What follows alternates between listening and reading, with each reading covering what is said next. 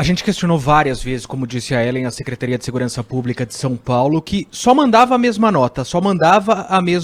Foram 2 meses e meio do Maico e do Maurício presos. Não dá nem para imaginar o que eles passaram. 2 meses e meio dentro de um presídio por um crime que eles não cometeram. E a gente pode pensar que essa não é a realidade. Só dar um número aqui, o Conselho Nacional de Justiça, no último balanço, apontou que mais de 40% dos presos no Brasil são presos provisórios, ou seja, sem condenação. Alguém que foi acusado de um crime, tem gente que foi preso em flagrante? Sim, mas tem casos como o do Michael e do Maurício, que podem estar presos sem ter nenhum crime cometido e não foram julgados ainda. E são vários, né, Sandro? Na semana 40%. Na semana passada eu escutava o episódio do podcast Vida de Jornalista, do jornalista Rodrigo Alves, e ele entrevistou o repórter Caê Vasconcelos da Ponte Jornalismo para contar os bastidores de uma reportagem, de uma entrevista que ele fez com 3 homens que estão presos, condenados pelo roubo, o assalto à casa de uma juíza,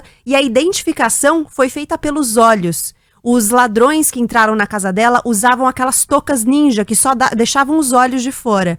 E ela identificou os 3 homens pelos olhos, e os 3 tinham álibis para provar que eles não estavam no local onde o roubo aconteceu, o assalto aconteceu.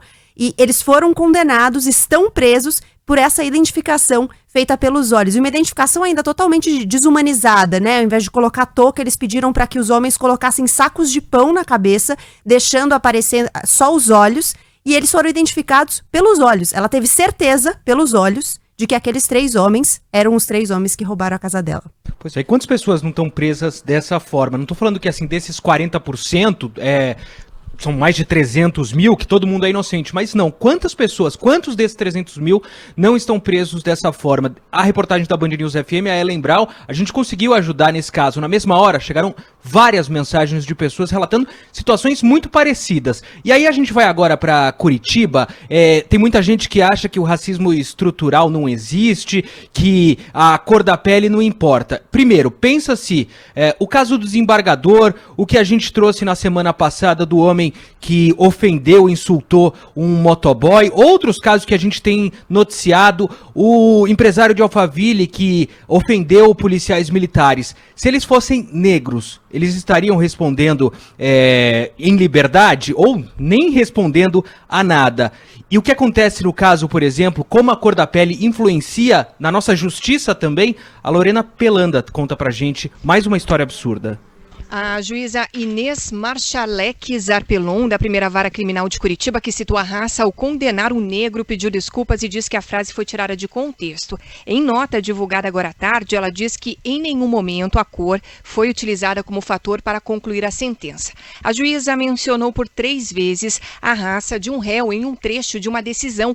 No documento, a juíza afirma que o homem seria, entre aspas, seguramente integrante do grupo criminoso em razão de sua cor, fecha aspas. O texto faz menção à etnia do réu, que é primário, 3 vezes. A juíza destacou, inclusive, que sobre a conduta social do homem nada se sabe. A denúncia foi feita por uma advogada de Curitiba e, segundo o documento, o grupo fazia assaltos e roubava aparelhos celulares no centro da capital paranaense. O colunista do Band News no Meio do Dia, especialista em poder judiciário, Rodrigo Aidar, avalia que medidas precisam ser adotadas imediatamente.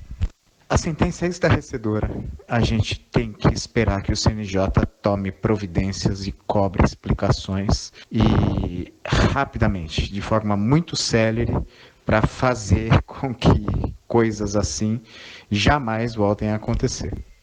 O Conselho Nacional de Justiça ainda não se pronunciou a respeito desta denúncia. A sentença foi publicada em junho, mas a defesa do condenado foi notificada da decisão ontem. A decisão em primeira instância da magistrada condenou Natan Vieira da Paz, de 42 anos, a 14 anos e 2 meses de prisão por organização criminosa e roubos no centro da cidade. A defesa afirma que vai recorrer dessa decisão. O Tribunal de Justiça do Estado do Paraná afirma que a Corregedoria Geral da Justiça instaurou procedimento julgamento administrativo para apurar esse caso. E o que chama bastante atenção é que o Conselho Nacional de Justiça promove até o dia 18 uma reunião pública sobre a igualdade racial no judiciário. Tarde com tempo nublado em Curitiba, a temperatura agora é de 21 graus. Bom, mas nada a acrescentar, eu só queria de novo, para todo mundo ouvir a frase da juíza numa sentença judicial, abre aspas, seguramente integrante do grupo criminoso, em razão da sua raça, agia de forma extremamente discreta, os delitos e o seu comportamento, juntamente com os demais,